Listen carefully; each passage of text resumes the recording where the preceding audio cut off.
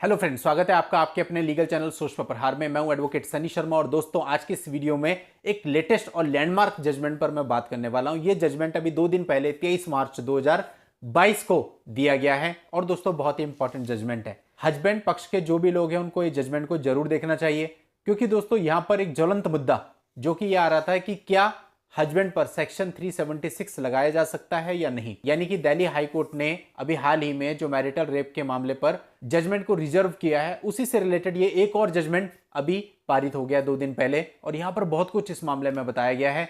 ये जानना बहुत ही जरूरी है दोस्तों। देखिए, सेक्शन 375 376 हस्बैंड पर नहीं लग सकता क्योंकि उसके एक्सेप्शंस में ऐसा दिया है, लेकिन अगर इसको बारीकी से देखें तो इसमें क्या हो सकता है। यहां पर एक पत्नी ने एक एफआईआर दर्ज अपने पति पर की थी और उसमें पति के खिलाफ निर्णय हुआ और पति को सेक्शन 375 376 का दोषी माना गया।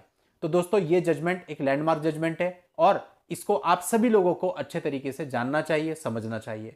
आगे बढ़ने से पहले आपसे इतना ही कहना चाहूंगा कि हमारे चैनल को सब्सक्राइब करके नोटिफिकेशन बेल पर क्लिक कर दे, क्योंकि इस प्रकार की जानकारियां हर रोज मैं आपके लिए लेकर के आता रहता हूं। चलिए दोस्तों, इस मामले के फैक्ट्स पहले मैं आपको बताता हूं। यहां पर जो पत्नी थी उसने section 498A, 323, 377, 506 IPC and section 10 of the POCSO act में एक एफआईआर दर्ज करवा दी। अब दोस्तों इसकी इन्वेस्टिगेशन हुई, जांच हुई। जांच होने के बाद जो पुलिस थी, पुलिस ने चार्जशीट फाइल करी।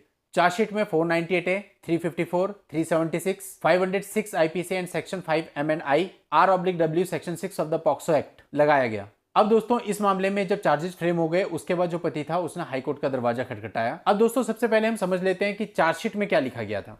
तो चार्जशीट के अकॉर्डिंग जो पति था वो अपनी हवस को पूरा करने के लिए फिजिकल रिलेशन के दौरान प्रत्येक बार वाइफ के साथ अननेचुरल ऑफेंस करता था और रिलेशन बनाते हुए उसे तरह तरह से टॉर्चर करता था, तरह तरह से अब्यूज करता था और साथ ही जो उसकी बेटी थी उसको पीटने की धमकी देता था या फिर पीटता भी था, और ऐसा केवल वो अपनी हवस को शांत करने के लिए करता था। ये सब चार्जशीट का कंटेंट था। अब दोस्तों कोर्ट ने ये माना कि सेक्शन 375 में एक्सेप्शंस दिए हुए हैं, लेकिन वो जो एक्सेप्शन है वो 1860 के हिसाब से दिए गए हैं और वो कई दशकों पुराना है। लेकिन आज की स्थिति ये है कि जो हस्बैंड है वो अपनी वाइफ पर पावर का इस्तेमाल करते हैं, पावर दिखाते हैं और अपनी पावर को दिखाते हुए गलत एक्ट्स कंडक्ट करते हैं। जबकि जो भारतीय संविधान है वो मैन और वुमेन दोनों को इक्वलिटी देता है और बहुत सारे राइट्स देता है जो कि उन दोनों को ही समान रूप से प्राप्त हैं।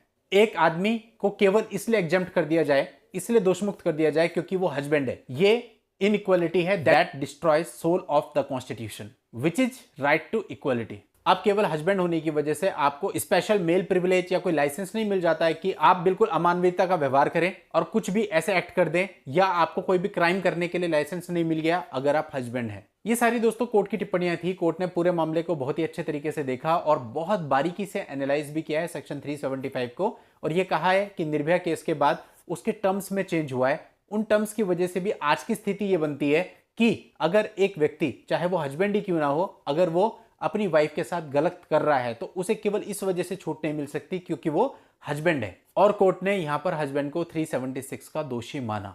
अब दोस्तों आप लोग कमेंट में बताइएगा कि ये कितना सही है और कितना गलत है, क्योंकि देखिए हर मामले की तथ्य और परिस्थितियां अलग होती हैं।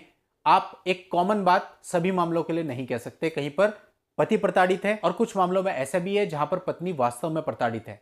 तो अगर पत्नी के साथ ये चीजें वास्तव में हुई हैं तो ऐसे केस में इस जजमेंट को बिल्कुल सही कहा जा सकता है, और यदि ऐसा नहीं है तो फिर ऑब्वियसली इस चीज से आगे इस लॉ का मिसयूज बहुत ज्यादा बढ़ेगा। और दोस्तों आप लोगों की हेल्प के लिए जजमेंट का लिंक आपको इस वीडियो के नीचे डिस्क्रिप्शन में मिल जाएगा। वहां जाकर के आप इसको पूरी बारीकी से समझ सकते हैं, पढ़ सकते हैं और डाउनलोड कर सकते हैं। नेक्स्ट वीडियो में नई लीगल जानकारी के साथ मैं आपसे फिर मिलता हूं। तब तक के लिए good bye and thank you for watching. Take care.